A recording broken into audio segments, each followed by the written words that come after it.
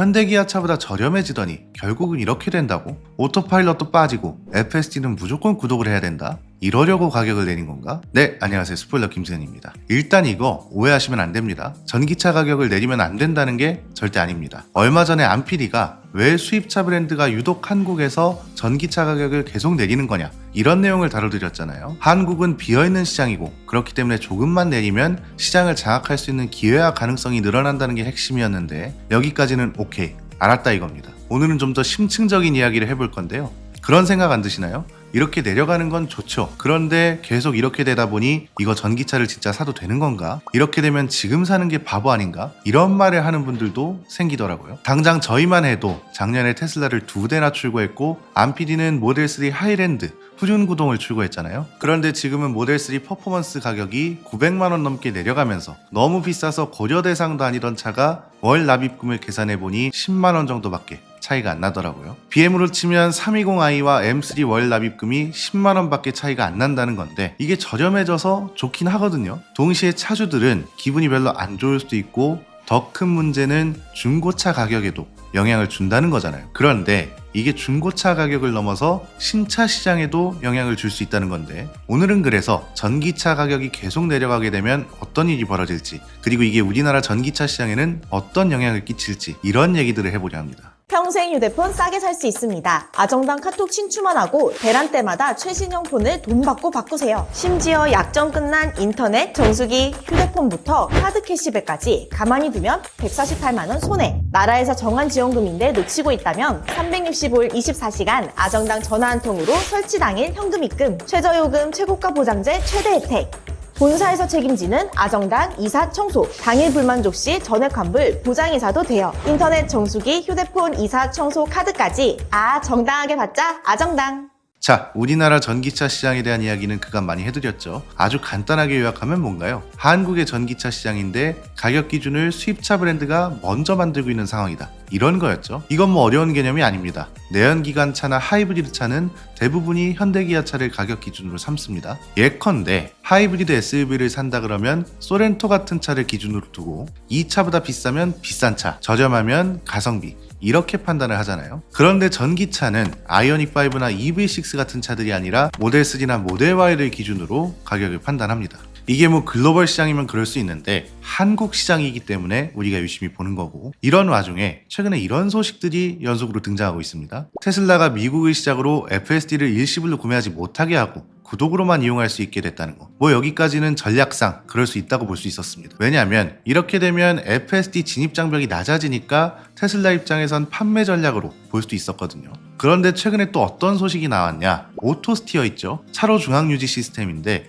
이게 원래는 기본이었는데 기본 사양에서 빼버렸다고 합니다. 앞차랑 간격을 유지하는 트래픽 어웨이 크루즈 컨트롤만 기본으로 남기고 차로 유지는 유저 상품으로 바뀌었다는 건데, 그럼 오토스티어를 쓰려면 어떻게 해야 하냐? 아예 FSD를 월 구독해야 한다고 합니다. 일단 미국에서 이렇게 바뀌었고 순차적으로 바뀌고 있다고 하는데, 이게 이렇게 되니까 뭐지? 이래서 그렇게 가격을 내렸나? 한국도 이제 이렇게 되는 거 아니야? 이런 생각도 들고 그렇죠. 그런데 저는 이런 관점으로 보게 되더라고요. 과연 테슬라 가격이 더 안 내려간다는 보장이 있나? 만약 더 내려간다면 어떤 영향이 있지? 이런 거죠. 그렇잖아요. 테슬라 가격이 어디까지 내려갈지 아무도 모릅니다. 지금 팔리고 있는 차들뿐 아니라요, 모델3보다 더 작은 보급형 모델이 나오면 더 저렴한 선택지가 또 생기는 겁니다. 이걸 왜 중요하게 보냐면 잘 구분할 필요가 있는데요, 전기차 가격을 내리면 안 된다는 게 아니고 가격을 내리는 속도, 그리고 그 기준이 모호할 때 이게 결국 쌓이고 쌓이다 보면 소비자들한테 피해가 갈 수도 있기 때문입니다. 이상하죠? 가격을 내리는데 왜 소비자들한테 피해가 가지? 이런 생각이 드는 게 당연합니다. 물론 가격이 내려가면 좋습니다. 그런데 문제는 앞에서 본 것처럼 옵션 적용의 기준이 바뀐다거나 처음에 몇 번은 괜찮은데 계속해서 가격이 수시로 내려가면 중고차 가격이 일부만 무너지는 게 아니라 전체가 휘청이게 되거든요. 이렇게 되면 어떤 일이 벌어지게 되냐? 일단 차주들은 중고 가격 방어가 안 되겠죠. 그런데 여기까지는 이렇게 생각할 수 있습니다. 어차피 그럴 거 알고 전기차 산 거 아닌가? 왜 우리가 그런 것까지 걱정해줘야 되지? 이런 겁니다. 그런데 이게 문제는 결국 신차 가격을 넘어서 월 납입금 상승에도 영향을 줄 수 있다. 이게 포인트인 겁니다. 왜? 이유는 간단합니다. 순서대로 볼까요? 우선 전기차는 원래부터 감가가 큰 차라는 데이터가 이미 여러 번 나왔습니다. 실제로 해외에서도 보면 5년짜리 감가 연구를 했는데 전기차는 5년이 지나면 평균 58.8%가 줄어든다는 결과가 있었습니다. 이건 전체 차량 평균인 45.6%보다 훨씬 큰 겁니다. 가격 인하가 자주 있으면 신차 가격 기준 자체가 내려가고, 그렇게 되면 당연히 중고 가격도 내려갈 수밖에 없다는 건데, 이게 일단 차주들 입장에선 어떻게 되죠? 나는 이 차 산지 얼마 되지도 않았는데 이렇게 갑자기 가격이 내려간다고? 너무 손해 아니야? 이런 생각으로 이어지고요. 문제는 이게 신차 시장에는 어떻게 영향을 주는 거냐? 요즘은 할부나 리스로 차를 사는 사람들이 눈에 띄게 많아졌습니다. 꼭 법인이 아니더라도 개인이 리스로 구매하는 경우도 많습니다. 이건 뭐 통계만 봐도 알 수 있는 건데, 중고 가격이 계속 내려간다는 건 무슨 말이죠? 잔존 가치가 불안정해진다는 거죠. 우리가 리스 계약을 할 때 잔존 가치를 잘 봐야 한다고 말씀드렸잖아요. 이 잔존 가치가 불안정해지면 금융사는 이걸 어떻게 해버리냐? 리스크로 규정해버립니다. 이렇게 되면 월 납입금이 올라갈 수밖에 없는 거죠. 예컨대 인기 차종 하나가 중고 가격 방어도 잘 된대요. 이건 리스크가 적은 겁니다. 왜? 금융사는 나중에 차를 되팔더라도 손해가 적거나 오히려 이득을 볼 수도 있는 거니까요. 그런데 반대로 중고 거래 가격이 수천만 원 떨어지고 있대요. 심지어 계속 떨어진다? 이렇게 되면 금융사 입장에선 잔존 가치가 떨어지는 만큼 이자 같은 거라도 높게 책정해서 감가만큼의 손해를 덜어내려고 하겠죠. 이렇게 되면 중고 가격만 방어가 안 되는 게 아니라 신차로 사는 소비자들도 가격 때문에 손해를 볼 수도 있다는 건데, 이게 뭐 단순히 예측이나 전망이 아니고요. 이미 해외에선 발생하고 있는 현상입니다. 로이터 보도를 보면 이렇습니다. 유럽 시장 얘기인데, 전기차의 낮은 중고가 때문에 리스 업체들이 가격을 올렸고 사업을 접을 수도 있다, 이런 취지의 보도가 나온 적이 있거든요. 즉, 가격 인하가 역설적으로 진입장벽을 높일 수도 있다는 거고, 이미 유럽에서는 실제로 일어나고 있는 현상이라는 건데, 100번 양보해서 그냥 전기차를 안 사면 되지, 이렇게 생각할 수도 있습니다. 그런데 문제는 전기차 시장 전체가 불안정해질 수 있고, 이렇게 되면 우리 산업도 흔들릴 수 있다는 것도 중요하다는 겁니다. 이건 무슨 말이냐? 한두 번 정도 인하하는 건 기다리면 더 저렴해질 거니까 좀 더 기다려보고 살까? 이 정도로만 생각할 수 있었습니다. 그런데 이게 너무 여러 번 반복되면 전기차는 지금 사면 호구네, 이렇게 바뀔 수 있다는 거죠. 이게 일종의 연쇄작용을 일으킬 수 있다는 게 문제인데, 잔존 가치가 흔들리면 어디부터 움직이겠어요? 법인과 렌터카 시장이 먼저 움직이겠죠. 가격이 폭락하기 전에 대량으로 차를 매각해버릴 거잖아요. 이렇게 되면 매물이 쏟아지니까, 즉 공급이 급증하니까 중고 가격은 더 급락하게 되는 거죠. 실제로 렌터카 회사 허츠도 어떤 말을 했었냐? 테슬라 포함 전기차에 대한 잔존 가치 하락 부담이 있다고 공개적으로 언급해왔습니다. 이걸 설명할 수 있는 경제학 이론이 코즈의 추측입니다. 이게 무슨 이론이냐? 간단합니다. 내구재에서 가격이 왜 무너지고 왜 소비자들이 기다리면 더 저렴해진다고 학습하게 되는지를 설명해주는 이론입니다. 쉽게 풀면 이런 거죠. 여기서 말하는 내구재는 오래 쓰는 제어를 말하거든요. 자동차가 딱 내구재입니다. 우리가 한 번 사면 몇 년은 타고 다니니까요. 이런 물건들은 저렴해질 때까지 최대한 기다립니다. 그러니까 기다리면 더 저렴해질 것 같을 때 대부분의 사람들은 그냥 안 사고 만다는 거죠. 예컨대 테슬라는 지금 한국 전기차 시장을 장악하고 있고 앞으로도 장악할 수 있는 힘이 있어요. 그런데 장악할 수 있는 힘이 있다 해도 앞으로는 이렇게 가격을 내리지 못할 거다, 이런 믿음을 만들기 어려워지는 상황까지 간다면 소비자들은 아예 구매를 안 하기 시작한다는 거죠. 이게 사실 현대기아 전기차가 딱 이런 상황이라고 볼 수 있죠. 그렇잖아요. 테슬라가 저만큼 가격을 내렸어? 현대기아 전기차도 결국 나중엔 가격을 내릴 텐데 굳이 지금 살 필요가 없겠는데? 이번엔 그냥 하이브리드 차를 사야겠다, 이런 상황인 거잖아요. 이 상황을 설명하는 경제학 이론이 코즈의 추측이라는 건데요. 자, 여기까지는 모두 정리가 되셨죠? 테슬라든 뭐든 가격이 내려가는 건 좋은데, 이게 기준과 기약 없이 계속해서 내려가면 중고차 시장과 신차 시장엔 어떤 영향을 끼치고, 이게 결국 돌고 돌아서 소비자들한테 피해가 되는 구조고, 실제로 해외에선 이미 이런 현상이 발생하고 있고, 이걸 설명할 수 있는 이론까지 오케이, 알았다 이겁니다. 그럼 이게 앞으로 나아질 수는 있는 거냐? 이게 중요한 거잖아요. 나아질 수는 있습니다. 그런데 현재 상태를 유지한다면 힘듭니다. 특히 우리나라 전기차 시장은 이게 지금 뭐 하는 건가 싶을 때가 많거든요. 크게 세 가지가 문제라고 보는데, 우선 첫 번째는 여전히 구매 보조금에 기대는 브랜드가 많다는 겁니다. 좋게 말하면 보조금 효과를 최대한 누리는 거고요. 나쁘게 말하면 여전히 가격 인하의 중요성을 인지하지 못하고 있다고도 볼 수 있는 겁니다. 왜냐하면 전기차 보조금을 초기에 운영할 때는 효과가 극대화될 수 있었습니다. 왜? 이때는 모든 전기차들이 보조금을 못 받으면 살 수 없을 정도로 비쌌으니까요. 그런데 지금은 보조금을 안 받아도 저렴하게 살 수 있는 전기차가 점점 많아지고 있습니다. 이건 다른 말로 하면 뭐냐? 보조금으로 국내 기업을 방어해주기가 어려운 상황이 됐다는 거죠.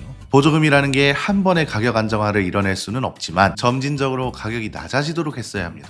그런데 기존 자동차 기업들이 가격을 올리는 건 흔했어도 내리는 건 흔치 않았잖아요. 이럴 땐 보조금이 간접적으로 압박을 해줬어야 하는데 이걸 못했고 결국은 여전히 꽤 많은 브랜드가 보조금에 기대고 있는 상황이고, 동시에 보조금 영향권을 벗어난 테슬라 같은 일부 브랜드가 가격 기준을 만들고 있는 상황이라는 겁니다. 두 번째는 충전기 보조금도 이런 결과를 만드는 데에 한몫했다는 겁니다. 지난번에 말씀드렸던 모트라인에서 한 국회 청원, 결국 5만 명 동의를 넘었습니다. 그만큼 이 문제를 체감하는 분들도 많다는 건데, 충전기 보조금이 제대로 운영되지 못했기 때문에 수요 둔화와 가격 정상화 지연을 만들었다고도 볼 수 있습니다. 왜냐? 초기에는 어떤 게 문제였나요? 설치할 때만 보조금을 주고 유지 보수에 대한 책임은 묻지 않으니까 충전기 고장이 그렇게 많더라, 이런 인식을 퍼지게 했고 실제로도 고장이 많았습니다. 이렇게 되니까 사람들은 전기차로 넘어갈 생각을 안 하게 되죠. 그래서 저희가 계속 충전기는 언제 어디에 어떻게 설치하겠다는 근본적인 계획부터 제대로 잡고 유지보수를 몇 년 동안 잘하는지도 평가 항목에 넣어서 나머지 보조금을 지급해야 한다는 걸 몇 년 동안 주장했던 겁니다. 이번에 정부에서 다행히 관련 내용이 발표되긴 했습니다. 충전시설 보조금 지침에서 유지보수 의무를 강화하고 이걸 이행하지 못할 경우에는 보조금을 제한하겠다는 걸 명시했더라고요. 지금이라도 적용된다고 하니까 다행인데, 이게 역설적으로 보면 이런 기준이 필요할 정도로 그동안 운영이 제대로 안 됐다는 걸 방증하는 것이기도 하죠. 여기에 지금 스마트 제어 충전기는 멀쩡한 충전기를 뜯어서 교체하게 만들고 그래야만 보조금을 주기 때문에 또 문제고, 정작 설치해놨더니 스마트 제어 충전기를 온전히 지원하는 전기차가 없고, 이런 식으로 낭비되는 세금이 굉장히 많을 거란 말이죠. 순서대로 정리해보면 충전기는 고장도 많고 너무 불편하다, 이게 시작이고요. 이제는 안전과 편의를 위해서 개선한다고 하더니 정작 스마트 제어 충전기 때문에 예산까지 낭비되고 있다. 이렇게 되면 전기차 정책과 관련한 신뢰도 꺾이고, 이게 결국 전기차를 굳이 안 사고 하이브리드 차를 사면 된다는 인식으로 이어지고 있다는 거죠. 세 번째는 그래서 전기차 시장에 대한 신뢰 자체가 형성되지 못했다는 게 너무 큰 겁니다. 앞에서 말씀드린 것처럼 자동차는 내구재입니다. 한 번 사면 몇 년을 탑니다. 그런데 또 가격도 수천만 원이고 리스로 산다 해도 월에 내는 돈이 거의 월세집 수준이기 때문에 작은 게 아니라고요. 그런데 가격이 막 기준 없이 왔다 갔다 해서 중고 가격도 방어가 안 되고, 그나마 전기차 관련 정책이나 예산이 제대로 운영되면 이거라도 믿고 살 텐데, 이건 전기차를 사라는 건지 그냥 하이브리드 차를 사라는 건지 알 수가 없으니까 전기차 시장 신뢰 자체가 하락할 수밖에 없는 상황이라는 거죠. 그래서 구매 보조금이나 충전기 운영 보조금이 기준이 잘 잡힌 상태에서 쭉 운영이 되어야 하는데, 기준도 자주 바뀌는 와중에 이 기준도 이게 맞나 싶은 게 너무 많고, 결국은 전환 수요를 만들어내지 못하고 여전히 하이브리드 차와 내연기관차 시장이 강세인 와중에 전기차 시장 기준을 수입차 브랜드가 만들고 있는 상황이라는 거죠. 진짜 오랜만에 열받는 내용인데, 이걸 그렇다고 테슬라한테 뭐라 할 수는 없죠. 테슬라도 기업이기 때문에 시장에서 경쟁하기 위해 노력할 수밖에 없습니다. 그렇다고 현대차 그룹한테 뭐라 할 수 있냐? 이것도 좀 애매합니다. 과거에 클린 디젤을 밀어붙였던 것처럼 전기차 시장을 선도해야 한다고 하면서 지금까지 정부 부처가 그 방향을 제대로 못 잡아준 게 일단은 크다고 보고요. 결과론적으로 봐도 구매 보조금과 충전기 보조금 모두 좋은 결과를 만든 게 맞냐고 물었을 때 선뜻 그렇다고 하기 어려운 게 사실이잖아요. 이미 보조금 영향권에서 많이 벗어난 국가들은 전기차 보조금을 아예 폐지하고 있기도 하고요. 결국 저렴한 시장을 넘어서 안심하고 구매할 수 있는 시장이 돼야 전체적인 수요가 늘어날 거라는 거고, 테슬라가 가격을 내린 뒤에 여러 가지 옵션을 빼는 것도 어떻게 보면 또 다른 전략이라고도 볼 수 있다는 거죠. 사실 이런 건 한 끗 차이입니다. 이렇게 하면서 판매량이 많이 나오면 전략이고요, 판매량이 안 나오면 다들 횡포라고 그럴 겁니다.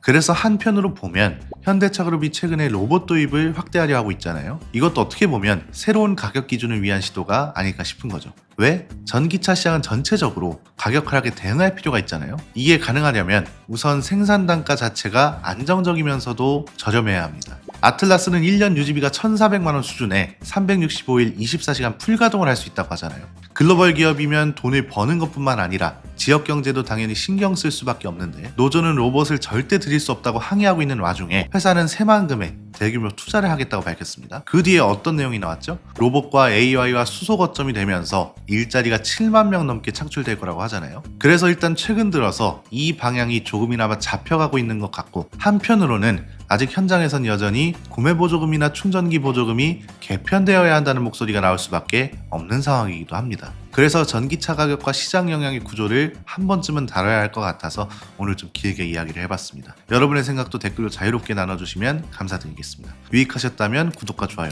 한 번씩 부탁드리고요. 지금까지 저는 김승현이었습니다. 감사합니다.